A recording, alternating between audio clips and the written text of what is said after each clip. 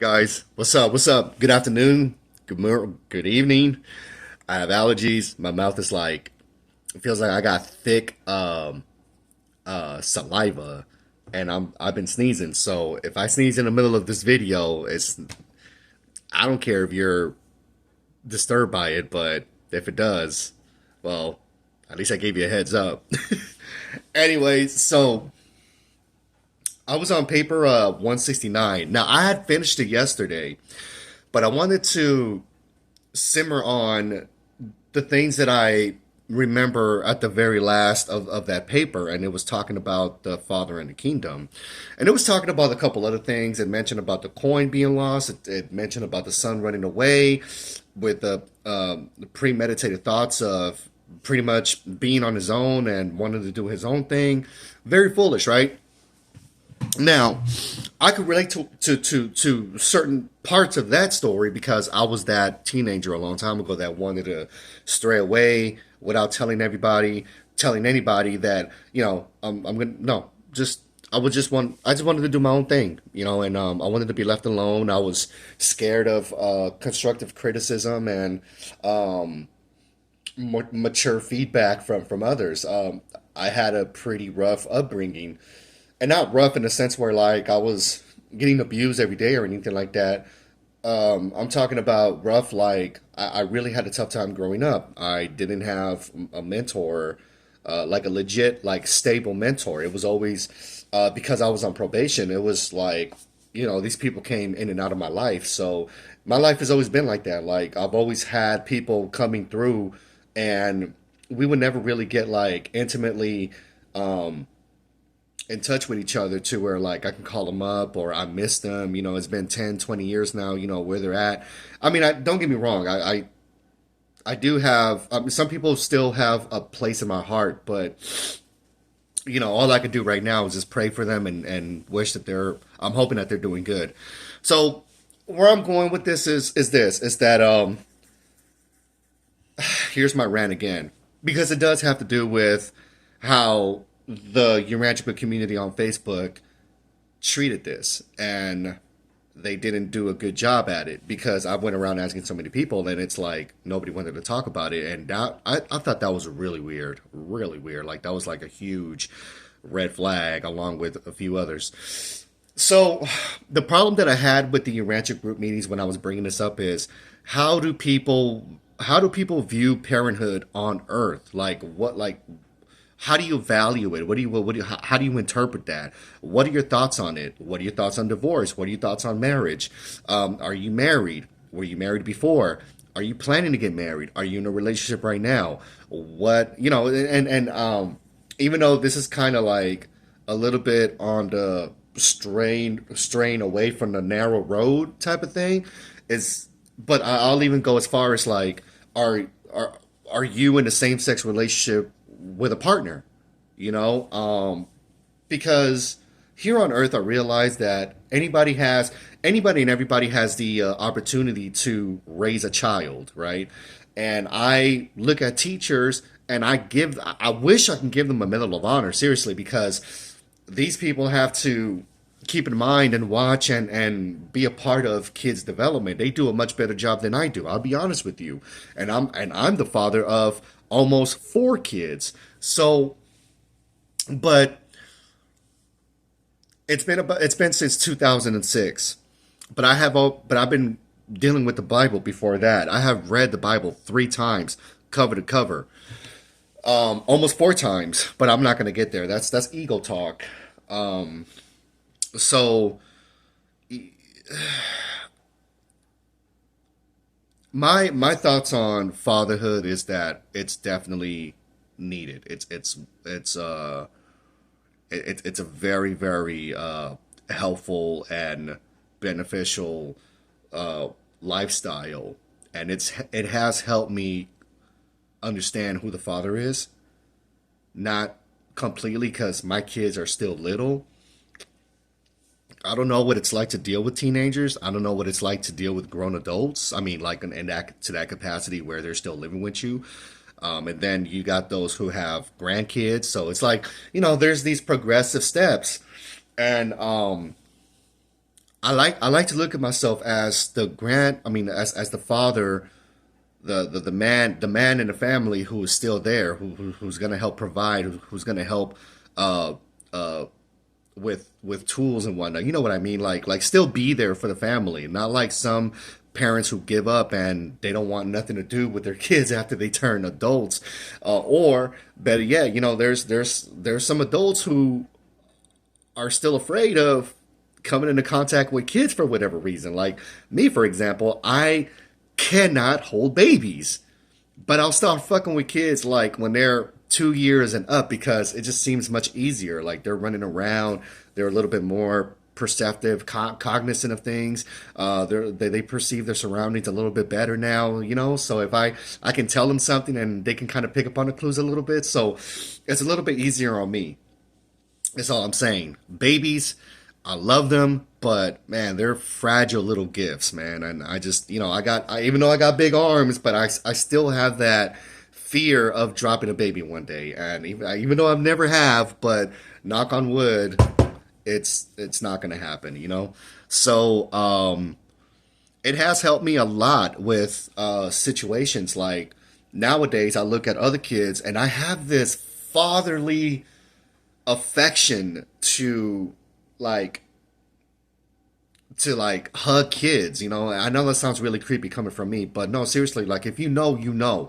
You have this loving appreciation, this understanding of what it's like to not only bring babies into this world, but to actually be there for them.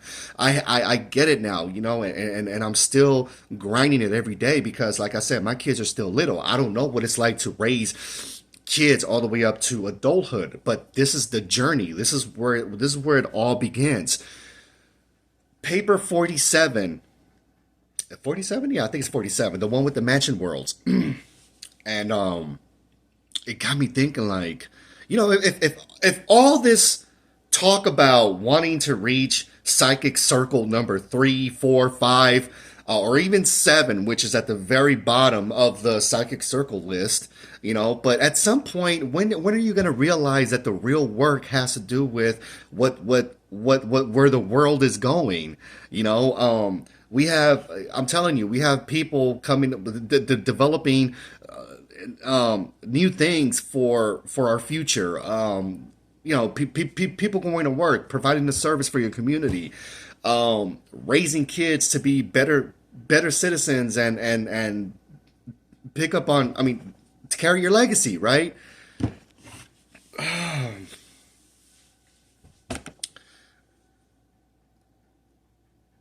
I'm not trying to say anything negative about those who are not raising kids. I've met individuals who are just fine without them. Like, to me, I don't get that because if it was me by myself, I would be drinking every day. I would be a bachelor, blah blah blah. I would just be a mess. I would definitely, for sure, be a mess. But with kids in my life, I see more structure. I mean, the necessity, the requirement of structure. Then you gotta be a provider. You gotta be a protector. I have them on my mind every day. I'm wondering where they're at. How are they doing? I gotta make sure that they're well fed. They're listening to the right things. So I'm in the works. I'm in the works. I grew up in neighborhoods where kids were just running amok. Like we literally back then in the '90s where I used to live, the kids used to just walk out of their houses and just do whatever they wanted. I mean, not every kid, but I was one of those kids. I'm telling you, I was pretty rebellious. But now being a father and I'm gonna be a father of 4 kids, it's like wow, the tables have turned. Now I'm starting to understand what my mom went through. I see the punk shit, the lack of parental guidance coming from my father because my father wasn't really there. He was there physically, but mentally he just wasn't there. And as a father, he was more, if anything, he was more of a resident in our home, in my mom's house, more than he was as a father. So he was always in and out. And that sucked, that really fucking hurts. On top of that, I never really got to know my grandparents. I met them and I went to the motherland way back down in Central America to go see them, and I spent about a week or two, but that was about it. I never really received anything from my grandparents, and of I'm very jealous and a little hurt of like when I see grandparents spending so much time with their grandkids. I never had that experience, and I always wondered what that was like. But right now, as a father, and I still have my mom in my life, and she only lives just a couple cities down that way. Um, she has. I give her the opportunity. You know what? I take that back. That is so snobbish of me. She gets to experience that next level of motherhood with my kids. And you know, my mom seems really happy. I hope she is. It just it amazes me. It sucks, guys, because at the I've I've come across situations where I had to be my own father, and I know this is gonna sound crazy, but sometimes I even pretend to be my own granddad. Does that sound weird? Like, because I don't have these people in my life, but I try to kind of create them in my mind and play out a scenario. Like, what would, if I had a true father in my life, like, what would he do? Like, what would I like him to do for me at this point? You know, and this is something that I wish I can turn around and do the same for my kids when they grow up, become adults, get their careers going, go to school, get an education, and then eventually have their own kids, have their own house. I would still like to be there for them because I'm still a provider. I'm still a father. I'm still this and this and that. And I don't know how much better I'm gonna be, but I look forward to the progress, and that's really where everything has been. Everything has been progress, along with all the bullshit that I had to deal with. Everything has been nothing but progress. This is what had happened 3, 4 years ago, but we're in a much better situation right now. My wife is pregnant with our fourth child. It's going to be a girl. So altogether, we're going to have two girls and two boys. I'm going to hang my nuts up. I'm going to chop them off and just fucking fed them to the dogs because I don't need any more kids in my life. This is a four kids, and I'm talking about two girls, two boys. You have a well balanced fucking family right there. And the fact that my wife, I could proudly say that my wife is the breadwinner. All I have to do is make sure that certain things around the house are being taken care of. I'm able to provide here and there. I'll go out of my way to take a few things off my wife's plate so that she doesn't have to feel like she's doing everything on her own. Things of that nature. So, yeah, man, I'm learning a lot more being in a marital slash parental relationship than I could have if I was just to read the book day in and day like in and out. You know, like I said, like kudos to all those who have read the book 100 plus times. Fuck, I can't fucking do that. I got a life, and on top of that, I'm one of those who cannot learn off of text. Okay, to me, everything got to be hands on, and I'm slow. I am slow. Proudly fucking slow. I take things at a snail's pace. And I'd rather do it that way because I've seen so many people do things like this, right? They'll get the ball moving and they'll get a lot of things done. But the discrepancy of that is you never get to stop and smell the roses. You never get to you can't really prove to me that you actually stop for a minute to listen to people when they have complaints or when an issue arises.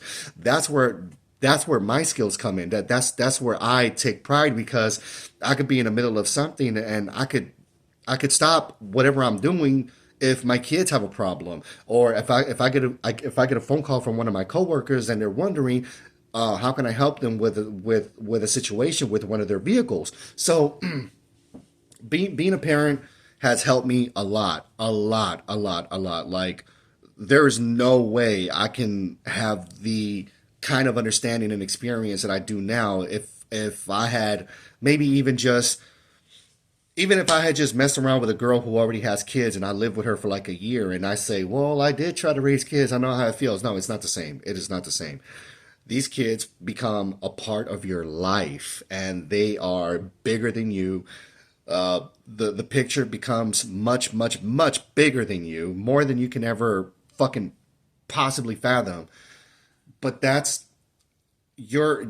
where you kind of have to stop and think, okay, like now I'm part of this big picture. Like, well, what am I gonna do? What am I supposed to do? What do I look forward to? So, anyways, look, so I'm going way over, but this, like I said, guys, this is just one of those things that I wish we could discuss in the Urantia Book communities and on Facebook. But everybody just seems to have their head up their asses. If you're a parent or you're looking forward to have a kid in your life, or if you have had any experience, you let me know what it feels like.